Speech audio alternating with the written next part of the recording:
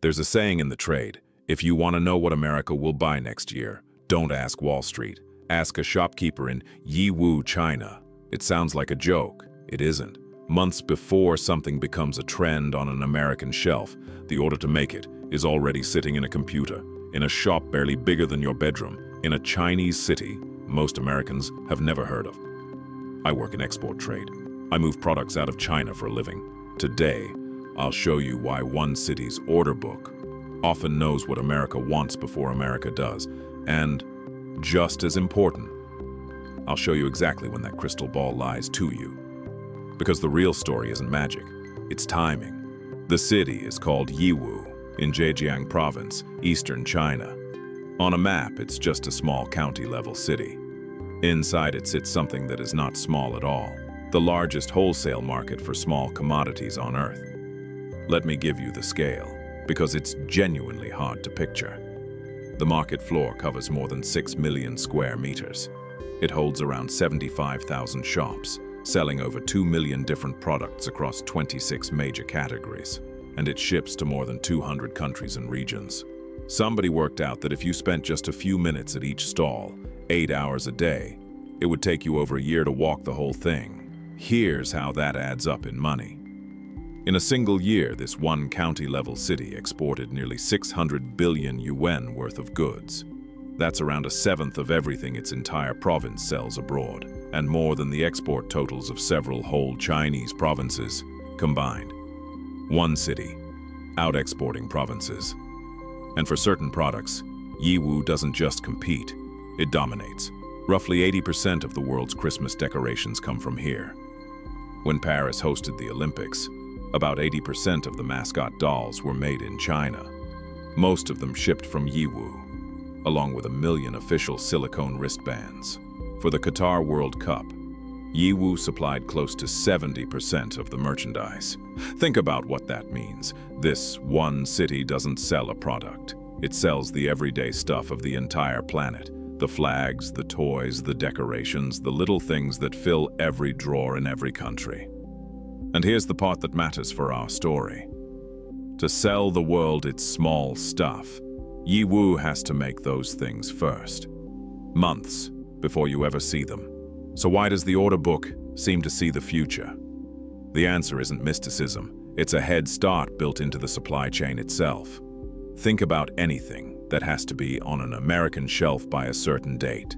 Christmas ornaments by December, campaign hats by November, World Cup jerseys by kickoff. None of that gets made the week before. It gets made months before. The factory needs lead time, the ocean freight needs weeks, the importer needs to stock the warehouse. So the order has to be placed far in advance. And that means Yiwu's order book is essentially a photograph of the American demand, developed months early. Christmas is the cleanest example. Long before summer even starts, Yiwu's Christmas orders are already booked solid into June and July. Factories begin designing and sampling next year's models back in February. Think about that. The decorations you'll hang this December were effectively decided in Yiwu half a year earlier.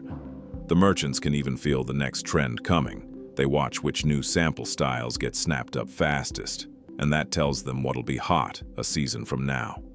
This is the real engine behind the so-called crystal ball. Yiwu sits upstream of everyone, upstream of the American importer, the distributor, the store, and the shopper.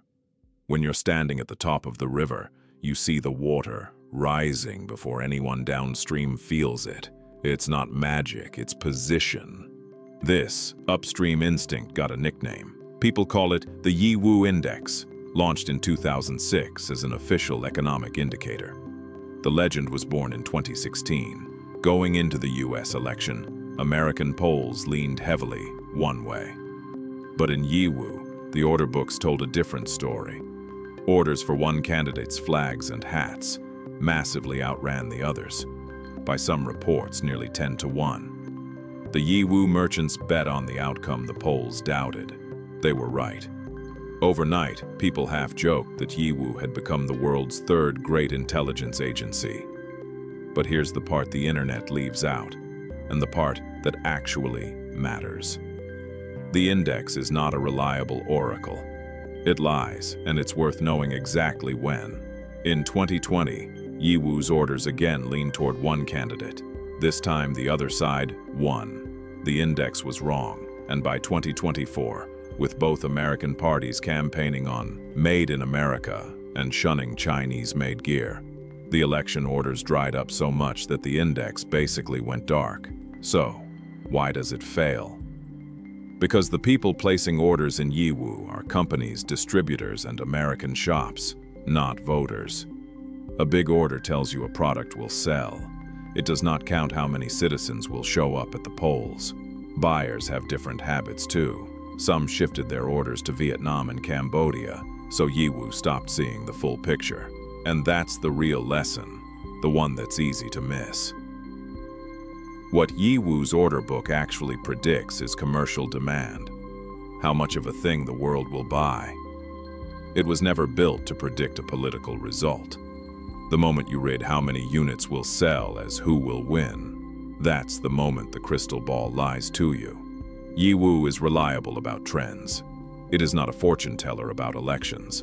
So what is Yiwu actually reliably good at? Reading consumer trends and getting ahead of them. And it does that through three things working together. First, speed. One merchant told reporters that a customer can describe what they want during the day. The team digests it overnight, and the next morning there's a design. 35 brand new samples in 6 days.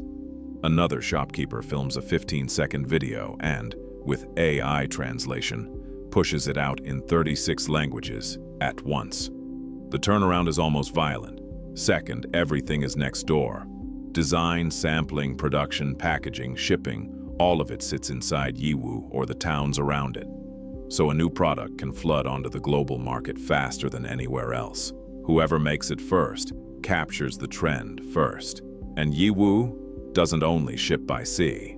It's the starting point of a direct freight rail line into Europe.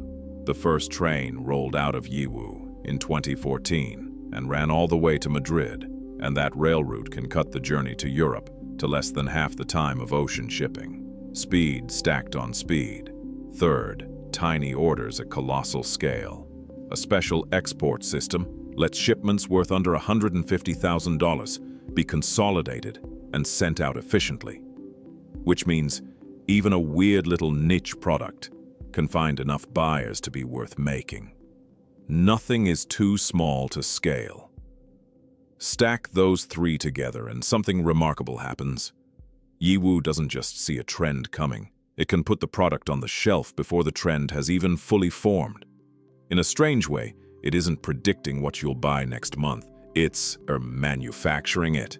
And notice, this is the same machine from our first two videos, pointed in a new direction. Thin margins, unimaginable volume. But here, what Yiwu is really selling isn't a flag or a toy or an ornament. It's speed and range and the information edge itself. So let's pull the three stories together.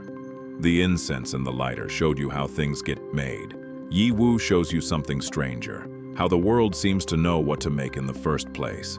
And the moat here was never just cheap prices, it's position. Yiwu sits at the very top of the global river of everyday goods, so it sees the water rising before anyone downstream. That's why its order book reads like a glimpse of the future. But hold on to the most important thing we learned today, because it'll protect you from a lot of nonsense online. Yiwu is reliable about demand, not about destiny. It's a periscope for trends, not a crystal ball for fate. Once you can tell those two apart, the next time you see a headline screaming that Chinese orders predicted some event, you'll know exactly how much to trust it and exactly where it breaks. Next week, we follow the goods themselves. I'll break down the real cost of sending a single shipping container across the ocean, why the sea voyage is far cheaper than you'd ever guess, and where the money actually disappears. If you want the real economics behind the things on your shelf, subscribe. I'm here every week.